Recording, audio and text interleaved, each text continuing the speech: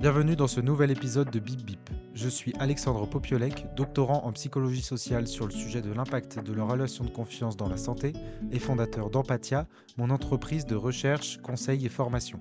Dans ce podcast, j'explique comment je réalise et finance ma thèse, construis mon activité et avance sur mon développement personnel. Pour en savoir plus, je vous laisse écouter les épisodes 0 des précédentes saisons et nous allons maintenant pouvoir commencer.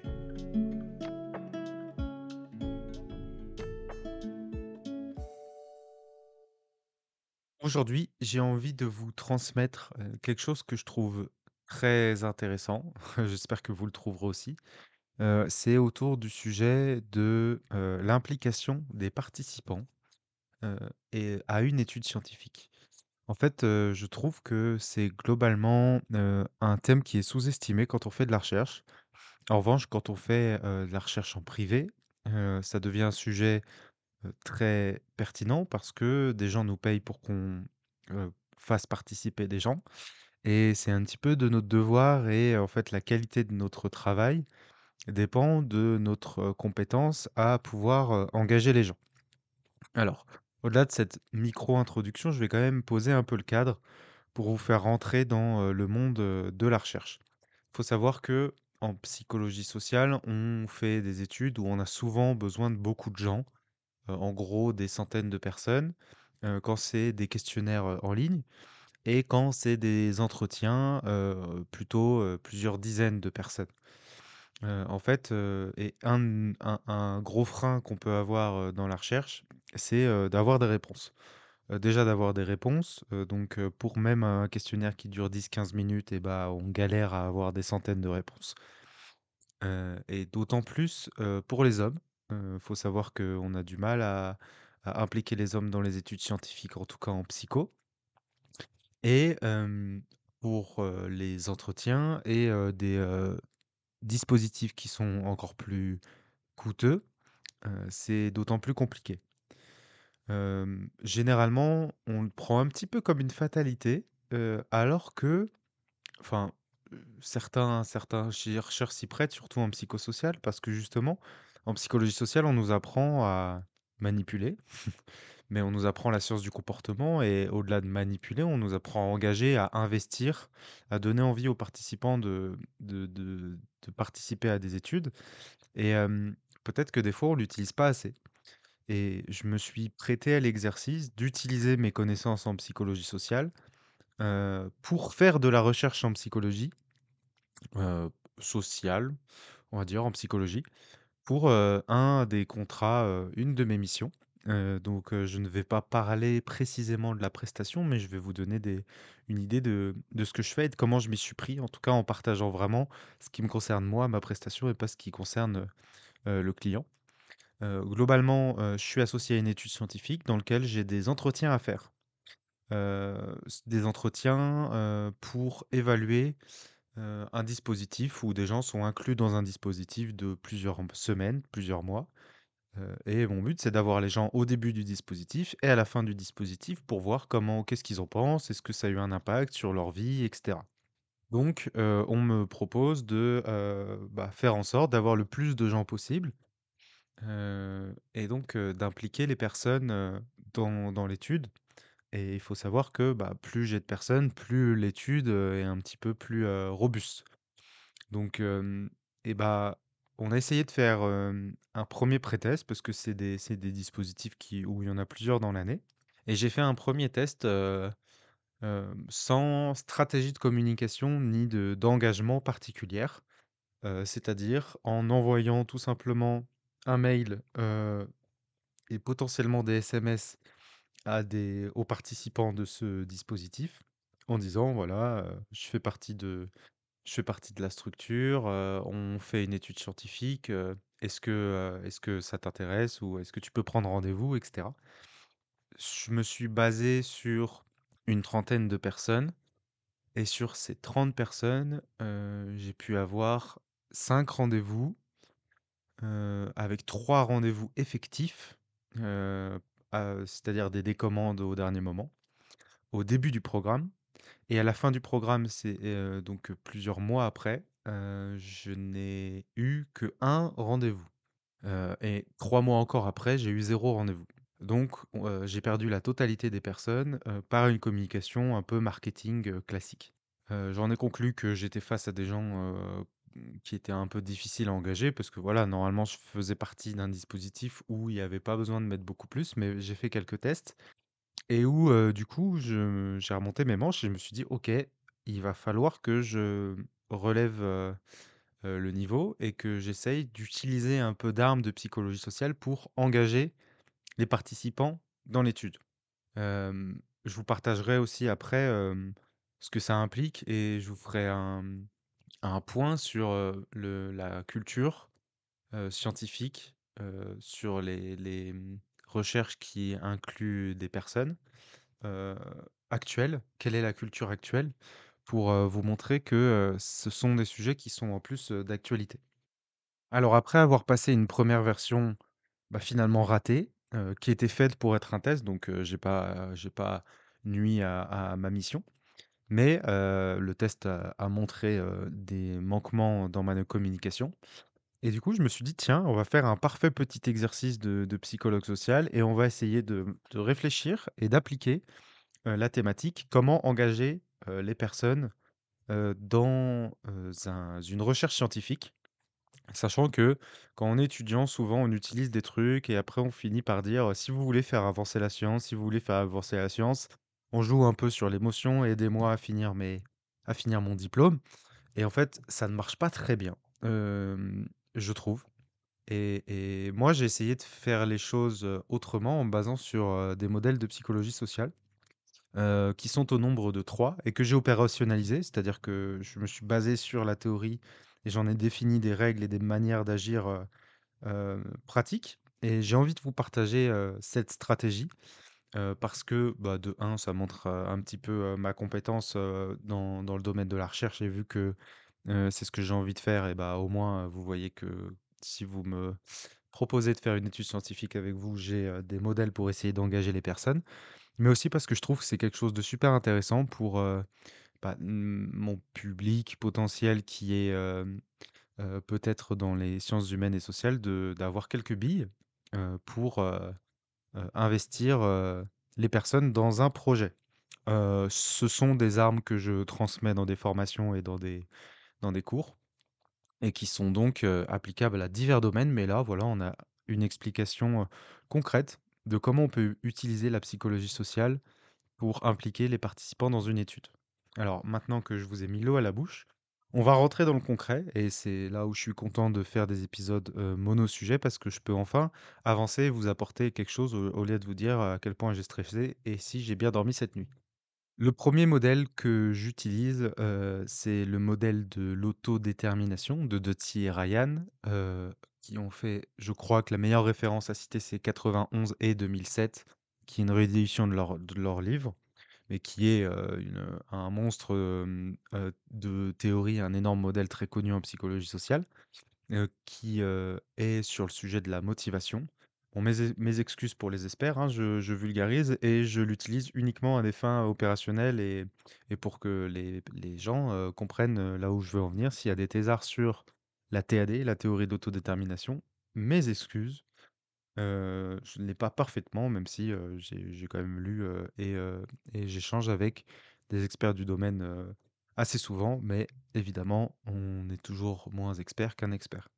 Hem, donc, cette théorie de l'autodétermination, explique, la motivation comme, quelque chose d'autodéterminé. Donc ça définit la motivation comme, une énergie qui va dans un certain sens, à vouloir faire quelque chose, à se déterminer soi-même de faire quelque chose, à être soi-même déterminé, d'où l'autodétermination et qui base, un principe, général. Je court-circuite un petit peu pour, les experts encore une fois, qu'en gros, la motivation la plus stable, et la plus saine, hem, vise à, être dans des dispositifs où les besoins fondamentaux sont respectés.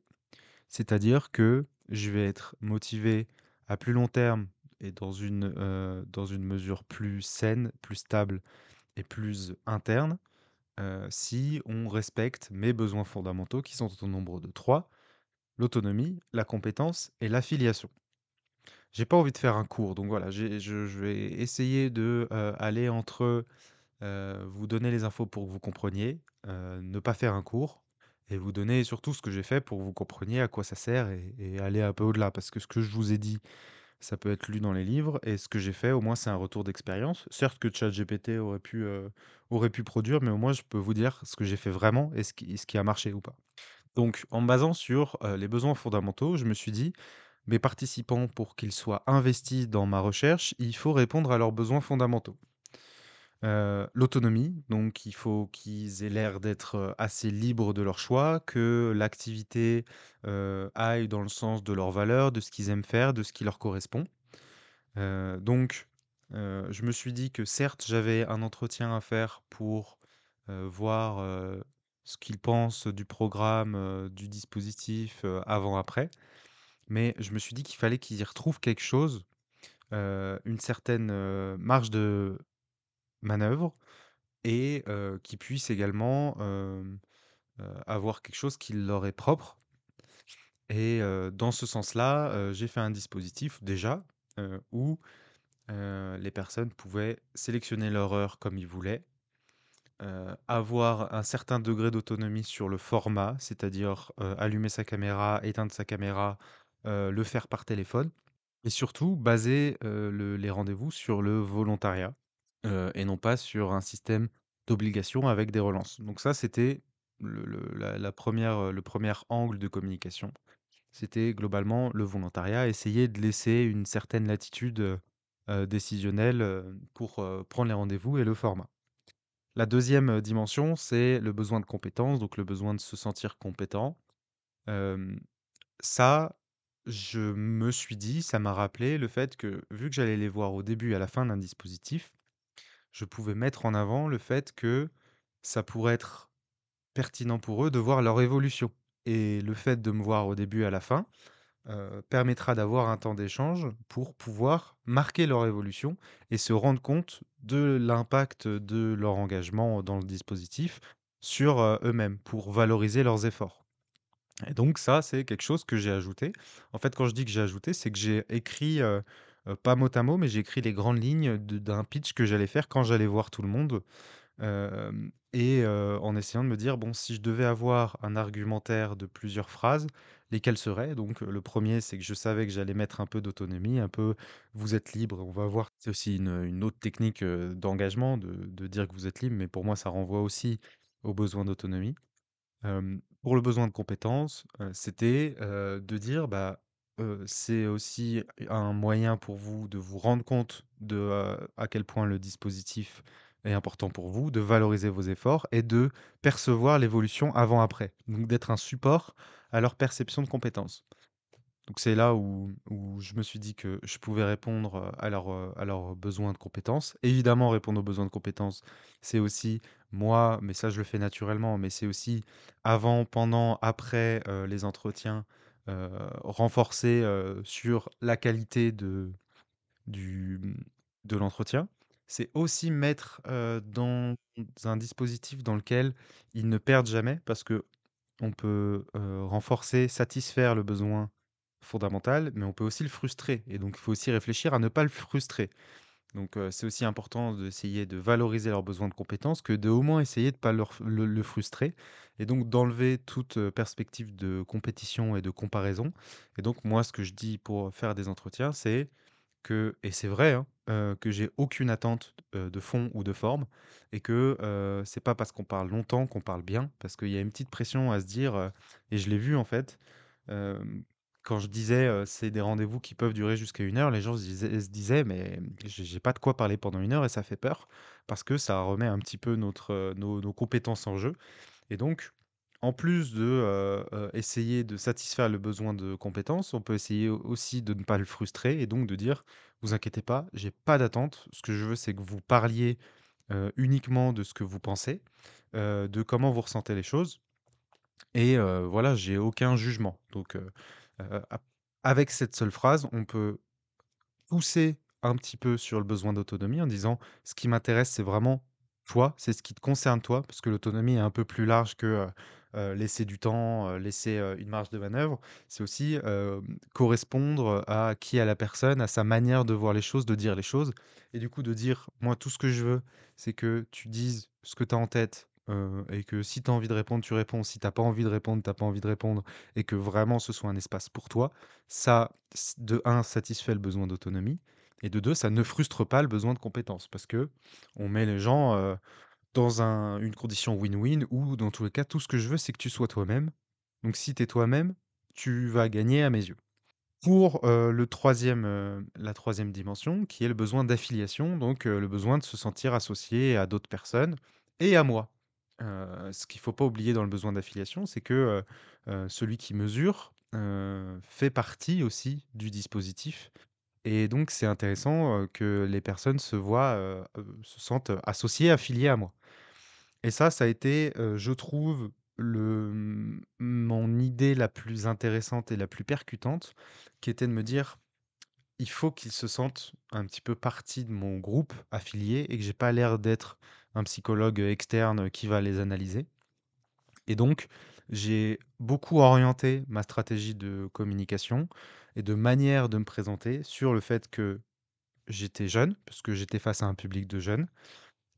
Et que, je pouvais, leur ressembler, mais surtout, en fait, j'ai fait partie du dispositif, donc j'étais inclus dans les premiers moments, ce qui fait que je les ai vus et en fait, j'étais à leur place au même moment qu'eux. J'ai fait partie du groupe à un moment, ce qui fait que je me suis présenté comme eux, on s'est tous découverts et que je me suis un peu noyé dans la masse et ça, je pense que ça a beaucoup joué de, aller les voir, sur le terrain et pas juste de leur envoyer un message de, me comporter, assez naturellement, mais aussi un petit peu stratégiquement, de faire mon pitch en essayant de dire: «Vous inquiétez pas, vous dites ce que vous voulez, vous prenez un rendez-vous quand vous voulez et en plus vous allez pouvoir, avoir, une évaluation, de vos» pas une évaluation, hein, j'ai pas d'évaluation parce que ça fait très évaluatif et ça met la pression, mais vous allez pouvoir voir l'impact que le dispositif a sur vous et du coup c'est potentiellement valorisant pour la personne et surtout de me montrer, d'être souriant, d'être sympa, de faire la discussion.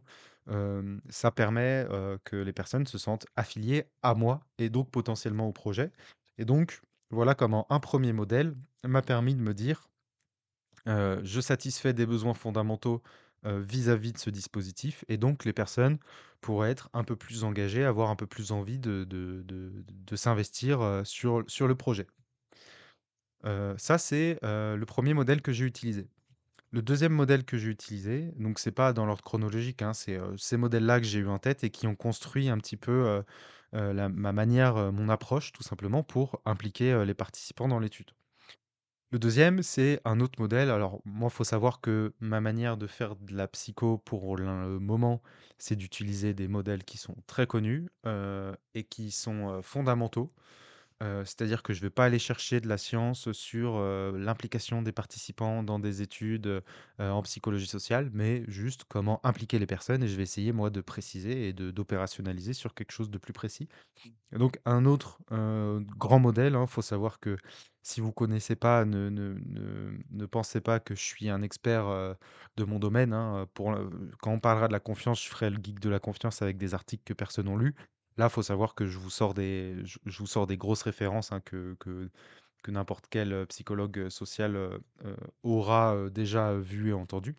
Le deuxième sujet, le deuxième modèle, pardon, c'est la théorie du comportement planifié, TCP, par Ashton, hem, qui, pareil, explique, quels sont les sujets, les variables, les causes, d'un comportement.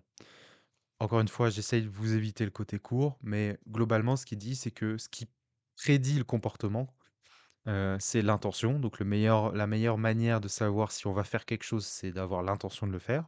Ça, c'est assez logique et on peut pas trop, discuter plus longtemps que ça dessus. En revanche, ce qu'il dit, c'est que ce qu'on prédit, c'est pas le comportement, c'est l'intention. Donc c'est un parti pris, hein, de dire que, chaque, comportement, est précédé d'une intention qui est, discutable, mais en tout cas, on se place dans un cadre où le postulat est que on a l'intention de faire les choses avant de les faire et quand on veut, modifier l'intention, on peut jouer sur 3. bulles. Je dis bulles parce que j'ai le modèle en tête, mais on peut jouer sur 3 sujets. L'information que la personne a sur le comportement, les normes à propos du comportement et le contrôle perçu du comportement. Globalement, les informations, c'est juste de se dire: «Beh, je vais pas aller dans une étude scientifique si je ne sais pas vraiment, pourquoi, à quoi ça va me servir, quelles sont les conséquences», et puis, un peu, essayer de lever les croyances qu'il peut y avoir dessus. Donc globalement, je me suis dit et c'est très bête, mais c'est intéressant de passer par des modèles pour, être précis sur sa communication. Je me suis dit: «D'accord, dans mon pitch du début expliquer à quoi va, ressembler l'étude, il faut que je sois déjà très clair sur: il va se passer ça, ça va être des entretiens à tel temps, on va avoir tel type de questions, nous, ça va nous servir à ça, vous, ça va vous permettre ça». Déjà donner toutes les informations pour enlever l'incertitude et donner un petit peu de contrôle. En plus, il faut essayer de jouer sur les croyances potentielles. Donc moi, je sais que quand je viens en proposant une étude scientifique, ça fait peur. Je renvoie à quelque chose d'assez froid, de se dire: «OK, ça va pas être un bon moment». Donc je, fais un point d'honneur à dire que ça va être sympa, que c'est court, que les questions sont pas difficiles, qu'il y a pas de pression à avoir, qu'il y a pas de préparation à avoir. Voilà, j'essaye de, hem, heu faciliter, la compréhension, et lever, certaines croyances et en faisant ça, vous allez voir que j'utilise aussi le 3e sujet de ce gros thème de donner les bonnes informations. C'est que, enfin non, de l'autre thème du contrôle perçu, c'est que je facilite le contrôle, l'accessibilité en donnant des informations. Je montre que c'est pas si compliqué d'être impliqué dans cette étude. Bon, pour l'instant, on est dans la grande partie information, dans laquelle je donne les informations, tout simplement essayer d'être assez clair et exhaustif sur à quoi ça va ressembler pour eux, d'être impliqué dans l'étude.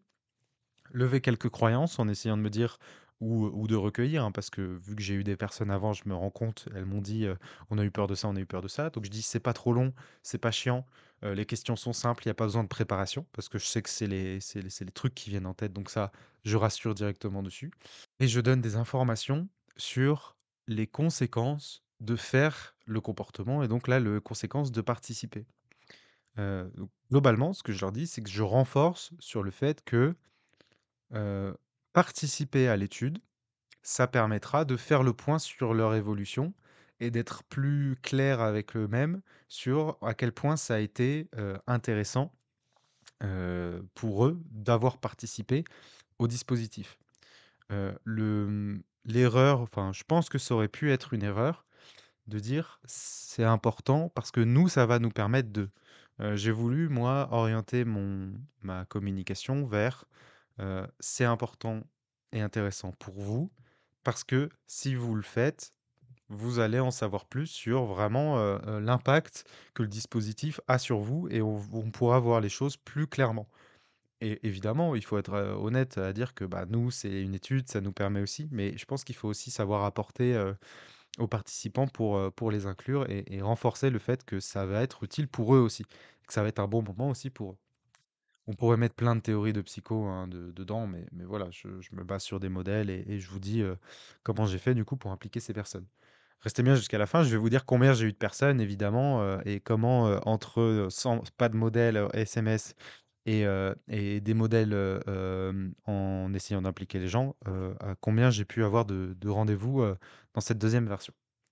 À 10, c'est beaucoup et je suis content, c'est pour ça que je vous en fais part aujourd'hui. Deuxième sujet, c'est celui des normes. Donc là, c'est important, quand on fait un comportement, d'avoir une idée de, à quel point les gens en général ou les gens de notre groupe, font ce comportement. C'est-à-dire, si tout le monde se vaccine, on va avoir tendance à, plus facilement se vacciner. Si tout le monde se marie autour de nous, on va avoir plus vite tendance à avoir envie de se marier.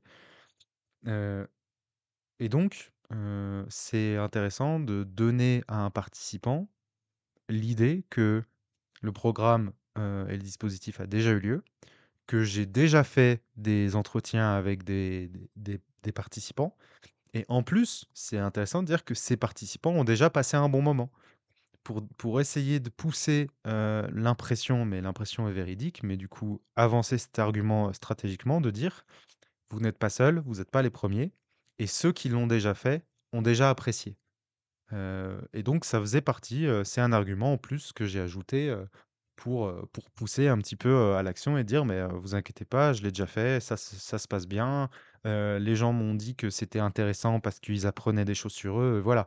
Là, vous comprenez qu'un argument peut, rentrer dans 3 théories et permettre beaucoup de choses. Si en une phrase, enfin, je décrypte, en vous donnant des exemples, mais parfois là, tout ce que je vous ai donné depuis 20 minutes, ça peut être fait en, 15 secondes, 3 phrases. Mais moi, quand je l'ai dit, je sais que j'essaye de pousser tel curseur pour inciter, à l'action. Donc voilà, la plupart des gens, enfin, où il y a déjà des gens comme vous qui l'ont fait, ils en disent du bien, ils m'ont dit que ça se passait bien et cetera, que c'était facile, voilà. Troisième sujet, pour inciter au comportement d'après ce modèle, de la théorie du comportement planifié, pardon, c'est la notion de contrôle. Et donc, donner du contrôle et aussi faciliter l'accès, faciliter l'accès, augmenter l'accessibilité, au comportement et donc, là, dans mon cas précis, au dispositif, à cette étude scientifique. Et donc il faut donner du contrôle, il faut que ce soit facile, il faut que les personnes aient de l'emprise, du contrôle sur, cette étude. Donc ce que j'ai fait, c'est que tout simplement, en fait, déjà, leur donner des informations, c'est leur donner du contrôle, savoir combien de temps ça va durer, comment ça va se passer, quelles questions vont être posées. Je donne pas exactement les questions parce que le but, c'est que ce soit à chaud, mais j'essaye de donner le plus que je peux, de dire: ça va être sur tel sujet, il n'y a pas besoin de se préparer». Voilà, essayer de donner toutes les cartes en main pour, que les gens se rendent compte le plus précisément possible selon vos objectifs, de comment ça va se passer pour qu'ils aient une maîtrise de la situation et qu'ils soient dans le moins d'inconnus possible. Évidemment, je peux pas dire les questions à l'avance parce que les gens se préparent et quand on se prépare, on n'a pas exactement les mêmes réponses que à chaud et là, moi, ce que je voulais, c'était les réponses à chaud. Donc pour donner du contrôle, déjà, on donne le plus d'informations possible, mais aussi, eh bah, on facilite l'accès, c'est-à-dire qu'on rend le truc le plus facile possible. C'est-à-dire que moi, tout simplement, eh bah, j'ai mis en place un Calendly, donc une manière de gérer les rendez-vous, numériques et j'ai mis un QR code. Donc globalement, quand, tu es chaud pour, prendre un rendez-vous, tu peux, flasher le QR code et tu arrives direct sur un truc de calendrier. Tu sélectionnes ton créneau et c'est bon, tu as pris ton rendez-vous. Après, moi, j'ai fait des rappels, automatiques et puis, même pour, modifier, annuler, décaler le rendez-vous, c'est assez simple et donc, moi, là, pour le coup, me reposer sur un service, qui est Calendly, ça me permet de rendre, l'action assez facile et donc pas trop chiante et faciliter, l'accès à mon étude finalement. Voilà pour le deuxième modèle. Donner des informations, lever les croyances et expliquer les conséquences. Donc ça, c'est le 1. Le 2, c'est jouer sur les normes, d'autres gens l'ont déjà fait. Et le 3, c'est, donner du contrôle, de la maîtrise par l'information et par la facilité, de l'action. Troisième grand champ théorique et je vous aurais fait, un cours de psychologie sociale en 30 minutes, et croyez-moi, c'est des modèles qui sont importants et parfois, c'est transmis en fac sur beaucoup plus, d'heures, mais de manière beaucoup plus exhaustive et précise, évidemment. Le troisième modèle que j'ai eu en tête, c'est plus un champ théorique qu'un modèle, c'est celui de l'engagement. Pour ceux qui connaissent, parce que c'est le livre qui est le plus connu du grand public, c'est globalement, les idées qui sont transmises dans le petit traité de manipulation à l'égard des honnêtes gens, qui est, basé sur la théorie de l'engagement et je me suis basé sur des grandes règles qui sont transmises dans la théorie de l'engagement, qui sont le fait que pour que quelque chose engage, donc déjà la théorie de l'engagement, c'est être engagé dans un dispositif, dans un processus, se sentir investi, donc se sentir engagé. Pour se sentir engagé, il y a une condition qui est qu'il faut que l'action soit perçue comme libre, il faut que j'ai l'impression d'être libre. Donc ça, c'est quelque chose que j'avais déjà plus ou moins validé et que, je mets en avant dans, ma communication en disant: «Vous faites ce que vous voulez, vous avez le droit d'annuler les rendez-vous, c'est sur la base du volontariat». Il y a d'autres choses qui sont, plus intéressantes et qui m'ont permis d'ajouter quelque chose dans ma stratégie d'acquisition des participants, que je trouve, encore le plus, aussi, pour moi, il y a 2 très bonnes choses que j'ai faites parce qu'elles sont plus rares et un peu plus précises, parce que le reste, c'est de la communication et sans faire exprès, on peut déjà transmettre ses idées. Donc la première, c'était de me déplacer et de faire, les premières journées, avec les participants pour, me sentir, dans le groupe et qu'eux se sentent dans le groupe et qu'ils voient que j'ai à peu près le même âge et qu'on est pareil et qu'il y ait un sentiment d'affiliation. Et le deuxième, c'est pour répondre, à 2 critères pour engager, une personne, enfin, engager plus une personne, c'est que les actions soient perçues comme difficiles à retourner en arrière, donc plutôt irréversibles, et publiques. Ensuite, il y a des critères qui disent que, une action pour qu'elle soit engagée, il faut qu'elle soit répétée. Et il faut qu'elle soit, un peu coûteuse. C'est-à-dire que ça demande quand même quelque chose, que ce soit pas q trop facile de juste se baisser, de ramasser un stylo ou de ramasser, un portefeuille dans la rue, qui est juste à nos pieds. Mais il faut que ce soit quelque chose qui demande un petit peu d'énergie, de courage, de temps. Pas forcément d'argent, mais potentiellement, mais voilà, qui soit coûteux en termes de charge mentale, de temps, et cetera. Et donc, en prenant ces derniers critères, mais surtout le fait que, c'est lorsqu'on fait les choses ou dit les choses publiquement et qu'on a l'impression que c'est irréversible, qu'on se sent engagé dans un processus, que je me suis dit: «Je vais, me déplacer, faire les premiers jours avec les personnes, mais je vais, prendre une feuille avec le nom et le prénom de tout le monde et je vais leur demander de mettre en avant leur volontariat en signant», enfin non, j'ai pas demandé de signer. Heu, si, j'ai demandé de signer, je crois. J'ai demandé de signer et de dire, potentiellement une disponibilité prochaine, qui pourrait les intéresser pour valider publiquement, sans trop mettre de pression, hein. C'était vraiment, c'était public parce qu'on était en groupe et du coup, j'aurais dit: «Bah, voilà, à la fin de la journée, hésitez pas à mettre à signer sur la feuille». Non, c'était nom, prénom, je crois. À mettre votre nom, prénom sur la feuille et ça voudra dire que vous êtes volontaire et je pense que le fait d'avoir fait ça, ça marque un petit peu plus, que d'avoir dit, oui, en tête à tête ou par mail. En tout cas, ça correspond à cette théorie de dire que quand on dit qu'on est d'accord en public, ça engage plus que de dire qu'on est d'accord en petit comité. Et en plus, ça rend la chose un peu plus irréversible, c'est-à-dire que j'ai une preuve, précise que, bah, tu étais volontaire. Donc évidemment, les personnes ont le droit de se rétracter et c'est là un petit peu toute l'ambivalence finalement de l'intrication de ces modèles. C'est que il faut que les personnes aient le sentiment d'être libres et ils le sont, mais il faut quand même montrer que, bah, tu es un peu investi dans un truc, donc ça m'embêterait quand même que tu annules, mais il faut pas que ce soit répressif et dire: «Tu es obligé de le faire». Il faut qu'ils aient du contrôle, mais qu'il y ait un sentiment quand même de voilà, d'être engagé donc ça fait partie des choses qui sont difficiles à travailler, mais en tout cas, moi, je l'ai fait comme ça.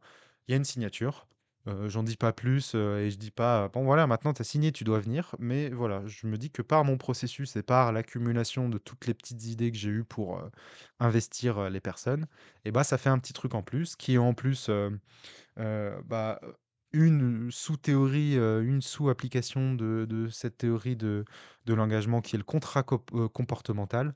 Alors je me lance totalement dans le vide, mais je crois que j'ai un flash de cours qui me dit que c'est Pollack, et Cummings, qui a fait ça, voilà. Il y a pas de fact check, mais tiens, je vais faire une pause et je vais vérifier.